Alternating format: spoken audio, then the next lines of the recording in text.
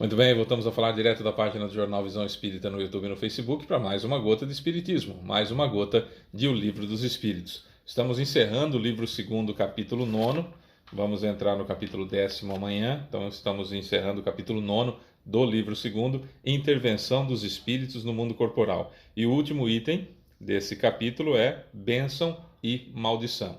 Como eu falo, todo encerramento de item não pode ser diferente no encerramento de capítulo. Não esgotamos o assunto, seria impossível na minha evolução, na minha capacidade. O que a gente faz é um ponto de vista, uma linha de raciocínio, e aí, quanto mais linhas de raciocínio você buscar, mais você vai ter a compreensão completa do item e do capítulo. Isso é importante. Estudar é muito importante. E ajudar a divulgação da doutrina espírita também é muito importante. Se você puder compartilhar esse vídeo nas suas redes sociais, se você puder participar dos grupos, né, compartilhar nos grupos que você participa, se você puder dar um joinha, se você puder curtir, né, se você puder comentar, tem curtida, o vídeo tem curtida, o vídeo tem comentário, o vídeo é compartilhado, o YouTube e o Facebook entendem que esse vídeo é importante, que as pessoas gostaram, e aí começam a sugerir para outras pessoas e pode chegar na mão de alguém que precisa dessa informação. Então você vai estar ajudando a divulgar a doutrina espírita. A gente não ganha nada com o vídeo, então eu não peço para compartilhar, para comentar, para curtir, para se inscrever no nosso canal, que seria interessante também se inscrever no nosso canal, porque seguir a gente no Facebook, porque assim a gente ganha dinheiro com isso. Não, a gente não ganha. O que a gente ganha é a satisfação de poder divulgar a doutrina espírita, e isso é extremamente importante, né? Isso é realmente uma grande satisfação. Se você puder fazer, a gente agradece, tá bom? Vamos lá. Bênção e maldição. Questão 557. A bênção e a maldição podem atrair o bem e o mal aos que são alvo delas? Se eu abençoo alguém, eu posso atrair o bem para essa pessoa. Se eu amaldiçoo alguém, eu posso atrair o mal para essa pessoa? Resposta: Deus não atende a uma maldição injusta, e quem a pronuncia é culpado aos seus olhos. Como temos dois gênios opostos, o bem e o mal, pode haver uma influência momentânea, inclusive sobre a matéria. Mas essa influência nunca acontece se não for da vontade de Deus e como acréscimo de provação àquele que a sofre. Além disso, é mais frequente amaldiçoar os maus e abençoar os bons. A bênção e a maldição nunca podem desviar a providência do caminho da justiça. Ela só fere o amaldiçoado se ele for mau, pois a proteção da providência cobre apenas aquele que a merece. Olha, é um costume muito antigo que nós temos de falar: vai com Deus, Deus te abençoe, que Deus te abençoe, que Jesus te abençoe, que Deus nos abençoe hoje e sempre. A gente tem esse desejo de coisas boas para as pessoas. Temos. E também a gente não gosta, tomara que caia uma ponte na cabeça de alguém, tomara que caia um piano na cabeça de alguém, tomara que esse sujeito se dê mal, enfim, com palavrão junto, e a gente acaba às vezes vociferando isso. Muitos de nós fazem isso, muitos de nós nem palavrão falamos. Mas a ideia é que tem pessoas que a gente quer que aconteça mal para as pessoas, e tem pessoas que a gente quer que aconteça coisas boas. No atual estágio evolutivo que nós estamos. Claro que quanto mais evoluídos nós estamos, mais bênçãos nós vamos distribuir. O que é uma bênção? Eu me lembro muito bem que era costume há alguns anos, quando eu era criança, por exemplo, há 50 anos, cerca de 50 anos, que se pedisse bênção aos pais. Benção mãe, benção pai. Era muito comum. Aí Deus te abençoe. Deus te abençoe. Era algo apenas falado? Era.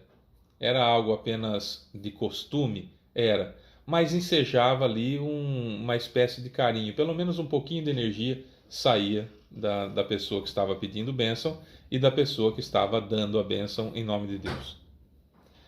Isso é importante a gente entender. Nós somos feitos de energia. Eu sou espírito. Eu tenho um perispírito, eu tenho um corpo, mas eu sou um espírito. Você também, enfim, nós somos. E nesse caso, tudo que a gente faz, tudo que a gente fala tem uma positividade ou uma negatividade. Então, tudo que eu falo, tudo que sai da minha boca, todo som que sai da minha boca, sai uma energia junto, que eu gerei na minha força mental. Então, pensa sempre assim. Eu, espírito, gero uma energia mental, uma força mental. Meu perispírito transforma isso em impulsos para que meu corpo fale, para que meu cérebro processe e meu corpo fale. Eu penso, eu, espírito, penso. Eu, espírito, raciocino. Tudo sou eu que faço. O meu corpo só transfere. Quando vem do espírito, tudo que eu produzo, eu, espírito, produzo.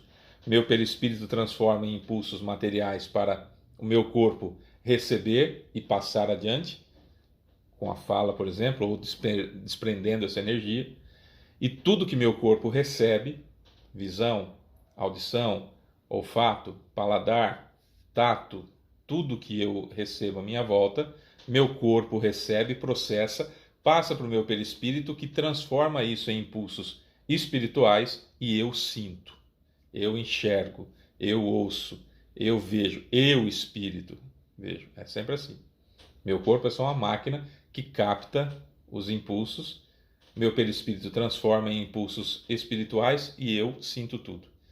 Quando eu produzo alguma coisa, eu, espírito, produzo alguma coisa, meu perispírito transforma em impulsos materiais e meu corpo reflete. Certo? Então, quando eu falo, eu gerei a matéria mental, eu, espírito, gerei a matéria mental, meu perispírito transformou isso em impulsos elétricos, meu cérebro processou e minha boca falou. Meu sistema fonador emitiu. Então, isso sai carregado da energia que eu, espírito, gerei mentalmente. Então, se eu digo assim, seu desgraçado,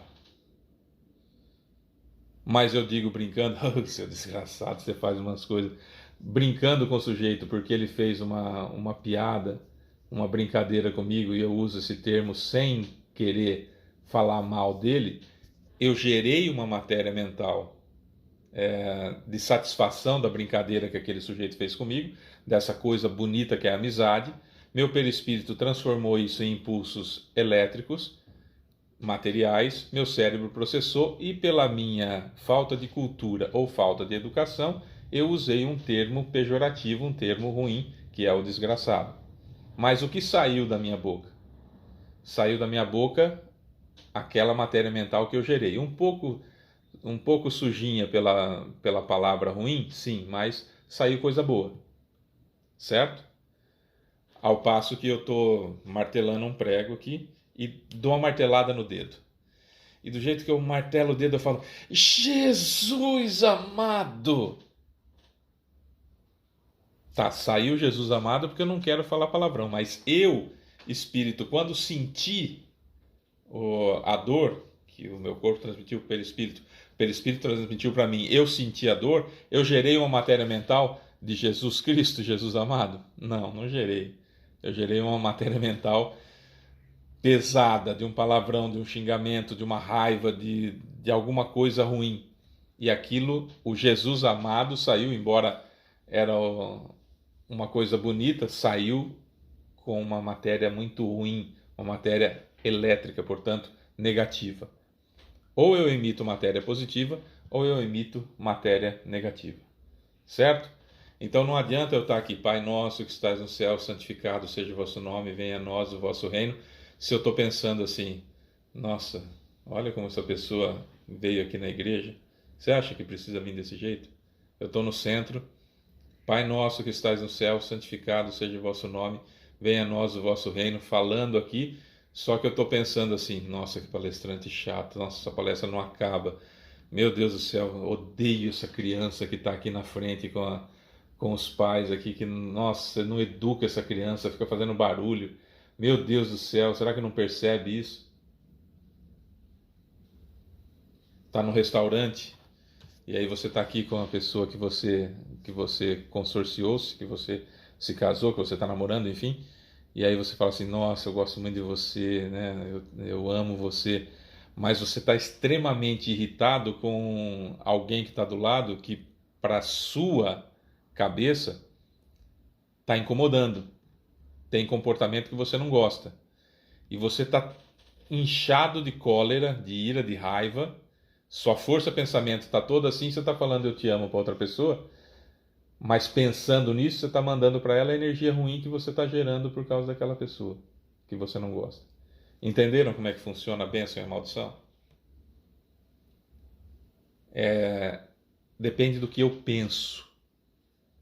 E o que eu penso não vai mudar as leis divinas. Então tem uma pessoa passando por um câncer que é provação terrena. Não é expiação que pode ser curado. Provação, a pessoa vai morrer daquilo, né? E a gente só sabe depois que morreu daquilo, né? Então, por isso que a gente tem que fazer o máximo possível de tratamento, de correr atrás, tudo, que a gente não sabe nunca se é expiação ou provação. Mas enfim, a pessoa está com câncer de provação. E eu venho lá e falo assim, Deus te abençoe. Nossa, que os bons espíritos possam te ajudar, que as boas energias que eu estou gerando porque eu te amo te curem. Não vai mudar aquilo que está no planejamento encarnatório da pessoa, porque aquele câncer é importante para ela porque está expurgando um mal que ela cometeu em outras encarnações e que isso incomodava tanto que ela praticamente implorou, e olha lá se não implorou literalmente falando, para vir com aquela situação para tirar isso dela. Como João Batista, por exemplo. João o Batista, que era primo de Jesus, era a reencarnação do profeta Elias, que foi um profeta extraordinário, porém ele era responsável pela morte dos sacerdotes de Baal. E aí, numa situação de querer provar que o Deus único era mais poderoso, enfim, ele acabou sendo responsável pela decapitação dos sacerdotes de Baal. Algumas inscrições ainda dizem em torno de 400 sacerdotes de Baal. E aí, 600 anos depois, ele encarna como João Batista, com uma missão extraordinária de ser o anunciador do mestre, né, do precursor do mestre. Você imagina, né? A intimidade que ele tinha com Jesus, era primo de Jesus e tudo mais.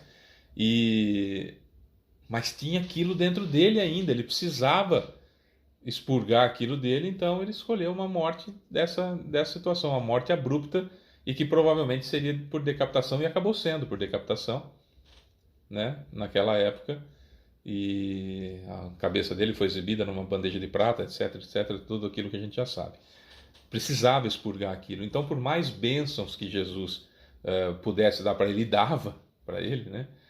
Por mais que gostasse dele, estava ali, poderia mudar isso, mas ele precisava passar por aquela situação. Então, a bênção ou a maldição, elas não mudam absolutamente nada no planejamento encarnatório. Da pessoa que eu estou abençoando, da pessoa que eu estou amaldiçoando. Mas para mim muda tudo. Para quem está dando a bênção ou para quem está dando a maldição, muda tudo. Quem está dando a maldição é culpado por desejar aquele mal e atrai para perto dele espíritos inferiores. E aquele que dá a bênção aos outros atrai para perto dele espíritos benfeitores e enche o seu perispírito de luz, enche-se de luz porque quer coisa boa para o outro. Ou seja, amaldiçoar o outro só piora a minha situação, que não vai mudar no planejamento encarnatório do outro, e abençoar o outro, além de mandar coisas boas para essa pessoa, e coisa boa sempre faz bem, não muda o planejamento encarnatório, mas sempre faz bem para dar um reequilíbrio, para dar um fôlego para a pessoa enfrentar os reveses da vida, mas faz muito bem para mim, porque eu gero essa luz antes de mandar, e gerando luz atraio para perto de mim espíritos que querem gerar luz. Então, bênção e maldição tem efeitos deletérios ou bons para quem faz, para quem manda. É isso. Eu sou Fábio Pereira, essa é mais uma Gota de Espiritismo. Amanhã tem mais, começaremos um novo capítulo. Beijo para você que fica. Tchau.